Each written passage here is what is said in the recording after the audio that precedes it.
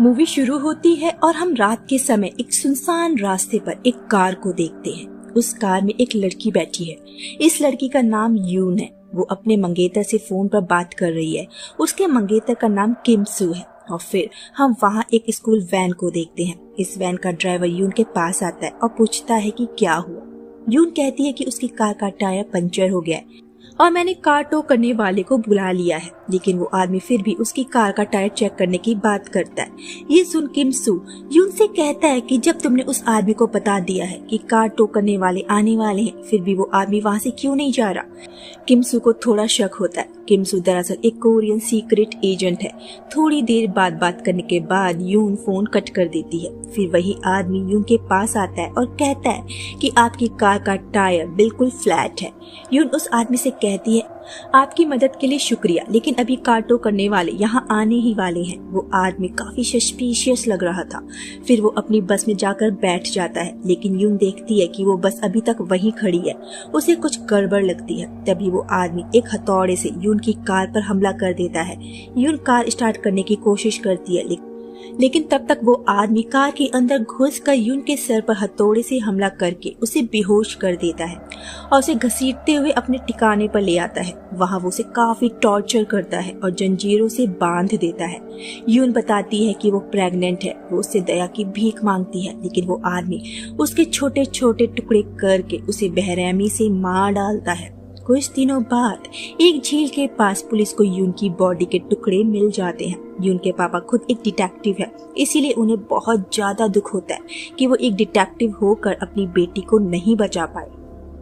तभी वहाँ किम सू भी आ जाता है और अपनी मंगेतर की बॉडी देखकर वो काफी ज्यादा दुखी हो जाता है, लेकिन यहाँ वो खुद को कंट्रोल करने की कोशिश करता है। उसके बाद वो अपने ऑफिस जाता है और 14 दिन की छुट्टी की एप्लीकेशन देता है। फिर उसी के साथ काम करने वाला एक दूसरा एजेंट उसके पास आता है और उसे एक कैप्सूल दिखाकर कहता है कि जिस भी इंसान के पास ये कैप्सूल होगा, उस आदमी की लोकेशन तुम अपने मोबाइल फोन पर ट्रैक कर सकते हो। किम सू उस कैप्सूल को लेकर वहां से चला जाता है। उसके बाद किम सू अपने फादर इन लॉ के पास आता है, जो उसे उन लोगों की डिटेल्स देता है जिन लोगों का नाम इस तरह के क्राइम में पहले आ चुका है। वो उन 2 लोगों के पास जाता है जो इस तरह के क्राइम्स करते हैं। वो उन्हें खूब टॉर्चर करता है, लेकिन उसे पता चलता है कि इनमें से किसी ने भी यून का खून नहीं किया था।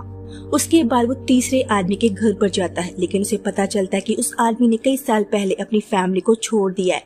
किम सू जैसे ही वहाँ से बाहर निकलता है, उसे उस आदमी का बेटा दिखाई देता है। वो उससे पूछता है कि तुम्हें पता है कि तुम्हारे पापा कहाँ मिलेंगे। वो अपने पापा का एड्रेस उसे दे देता है। फिर किम सू उस एड्रेस पर पहुंच जाता है। वो उस घर की तलाशी लेता है और वहाँ उसे कुछ लड़कियों का प्राइवेट सामान मिल जाता है और वहाँ उसे अपनी मंगेतर की अंगूठी भी मिल जाती है।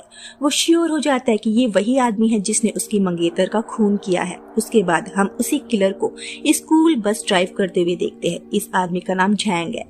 वो स्कूल गर्ल्स को उनके घर छोड़ने जा रहा है और जब बस में सिर्फ एक लड़की बचती है जिस पर उसकी काफी देर से नजर थी, वो उसे घर ड्रॉप ना करके एक सुनसान जगह ले जाता है। वो उसे बांधकर उसके साथ गलत काम करने की कोशिश करता है, लेकिन तभी उसे कोई पीछे से आवाज देता है। वो उस आवाज की तरफ बढ़ता है, लाइट्स ऑन करता है और हम देखते हैं कि वहाँ किम सू खड़ा था। जहाँ उससे पूछता है कि क्या तुम अकेले हो, और ये भी कि क्या वो पुलिस वाला है। वो कहता है कि उसे ताज्जुब है कि पुलिस वालों ने उसे इतनी जल्दी ढूंढ लिया।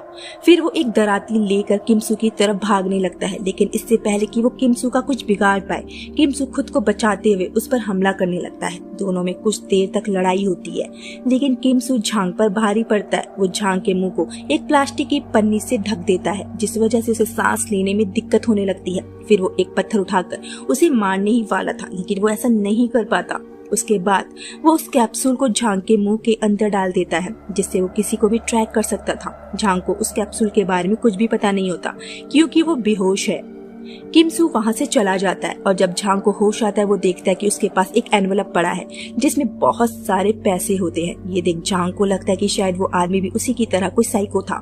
फिर हम झांग को रास्ते पर देखते हैं जहाँ कुछ आदमी उसे लिफ्ट देते हैं। वहीं दूसरी तरफ किम सू उसे ट्रैक कर रहा था। उसके बाद जहाँ उन 2 आदमियों को मार डालता है और जब वो उस कार की डिक्की खोलता है, उसे उस डिक्की में किसी की लाश मिलती है और वो समझ जाता है कि ये लोग भी उसी की तरह एक सीरियल किलर है। फिर वो उन तीनों की लाश को वहीं फेंक कर चला जाता है। उसके बाद झांग अपने जख्मों का इलाज कराने के लिए एक हॉस्पिटल में आता है। वहाँ उसे एक नर्स दिखती है जिस पर झांग का दिल आ जाता है, और जब वो नर्स एक कमरे में आती है वहाँ झांग पहले से मौजूद था। वो उस कमरे का दरवाजे को अंदर से बंद कर देता है और उस नर्स से कहता है कि कल रात वो एक लड़की के साथ मजे करने वाला था, लेकिन एक आर्मी ने आकर सब कुछ खराब कर दिया।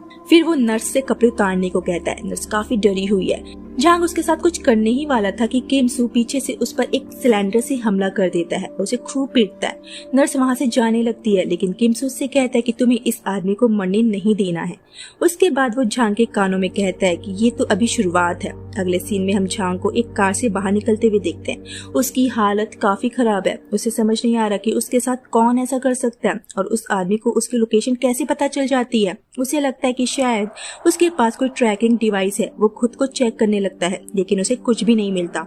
उसके बाद वो एक हाईवे पर होता है। वो अपनी कार बदलना चाहता है। उसे लगता है कि शायद इस कार की वजह से वो आदमी उस तक पहुंच जाता है। वो एक गाड़ी को रोकने की कोशिश करता है, लेकिन उस गाड़ी के अंदर आर्मी होती है, इसलिए वो कुछ नहीं कर पाता। फिर वो अपने दोस्त और उसकी वाइफ के घर पर होता है, जो उसी की तरह साइको है, और अपने साथ हुए कांड के बारे में उन्हें बताता है। उसका दोस्त उससे कहता है कि शायद वो आदमी तुम्हारा शिकार कर रहा है। तुमने अब तक जितनी भी लड़कियों को मारा है, शायद वो उनमें से किसी का जानने वाला हो। उसके बाद वो कमरे में चला जाता है और दिमाग लगाने लगता है कि ये आदमी कौन हो सकता है। तभी उसे याद आता है कि किम सू ने एक अंगूठी पहनी हुई थी, और उसे ये भी याद आ जाता है कि अब तक उसने जितनी लड़कियों का खून किया है उसमें से किस लड़की के हाथ में सेम अंगूठी थी और कौन उससे बदला लेना चाहता है। वहाँ दूसरी तरफ झांग का दोस्त एक लड़की को टॉर्चर कर रहा था। वो उस लड़की को मारने ही वाला था, लेकिन तभी वहाँ किम सू आ जाता है और उसे बुरी तरह से पीटता है। तभी पीछे से उस आदमी की वाइफ और झांग भी आ जाता है और किम सू उन दोनों की भी अच्छे से धुनाई करता है। और अगले सीन में हम देखते हैं कि पुलिस उस घर में है और उसने सबको अरेस्ट कर लिया है। उन्हें हॉस्पिटल लाया जाता है क्योंकि वो काफी जख्मी थे। वहीं किम सू भी अपनी पट्टी करवाने आया था क्योंकि उसे भी चोटें आई थी। यहाँ पर किम सू का वही दोस्त उससे मिलने आता है जिसने उसे वही कैप्सूल दिया था, और यहाँ वो किम सू से कहता है कि तुम उस आदमी को पुलिस के हवाले कर दो, लेकिन किम सू कहता है अभी नहीं, टाइम आने पर वो उसे पुलिस के हवाले कर देगा। फिर वो किम सू से कहता है कि जो कैप्सूल उसने उसे दिया था वो तब तक उसके अंदर रहेगा जब तक कि उस आदमी को दस्त नहीं लग जाते, और लूज मोशन होने के साथ ही वो कैप्सूल उसके शरीर से बाहर आ जाएगा। किम सू उसे चुप रहने का इशारा करता है क्योंकि बगल के बेड पर झांग लेटा था। किम सू उसे चेक करता है, लेकिन झांग बेहोश था, ऐसा किम सू को लगता है, लेकिन असल में उसने उन दोनों की बातें सुन ली थी। उसे पता चल चुका था कि किम सू उसे उस कैप्सूल की वजह से ट्रैक कर पाता है। उसके बाद किम सू फिर से झांग को एक सुनसान जगह लाकर छोड़ देता है और चला जाता है। और अब जब झांग को पता है कि उसके अंदर एक ट्रांसमीटर लगा हुआ है, वो किम सू से कहता है कि मुझे पता है कि तुम किस लड़की की वजह से मुझे बार बार मार रहे हो। मैं उस लड़की का पता भी जानता हूँ। वो उसे बताता है कि कैसे उसने यू और उसके आजन्मे बच्चे को मारा था, और आखिर में वो उससे कहता है कि अब तुम्हें जिंदगी भर इस बात का अफसोस होगा कि तुमने मौका मिलने के बावजूद भी मुझे जान से क्यों नहीं मारा। वो कहता है कि अब आएगा इस खेल का असली मजा। उसके बाद वो एक केमिस्ट की शॉप पर जाता है और लूज मोशन होने की दवा लेकर उसे पी जाता है, और उसके अंदर से वो कैप्सूल बाहर आ जाता है, और फिर वो इस कैप्सूल को एक दूसरे आदमी के अंदर डाल देता है। जब तक किम सू वहाँ पहुँचता है, झैंग वहाँ से निकल चुका था। किम सू को कोई आइडिया नहीं है कि झैंग अब कहाँ है, इसलिए वो उसके दोस्त के पास जाता है, पूछता है कि झैंग कहाँ मिलेगा।